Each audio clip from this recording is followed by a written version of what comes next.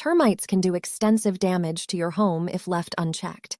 In this video, we'll go over some tips and tricks to help you prevent termite infestations and keep your home safe.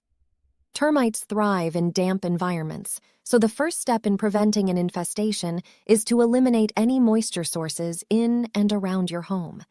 Fix leaks promptly, make sure your gutters and downspouts are functioning properly, and store firewood off the ground and away from your home. Termites can enter your home through even the tiniest cracks and gaps around doors, windows, and foundation walls. Seal up these openings with caulk or foam to keep termites out. When building or renovating your home, use materials that are resistant to termite infestations, such as pressure-treated wood or steel framing.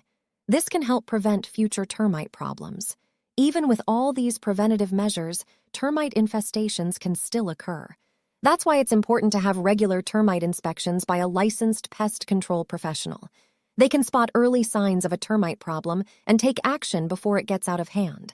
With these tips and tricks, you can help prevent termite infestations and keep your home safe. Remember to eliminate moisture sources, seal up cracks and gaps, use termite-resistant materials, and have regular termite inspections by a professional. With a little effort, you can protect your home from these pesky pests.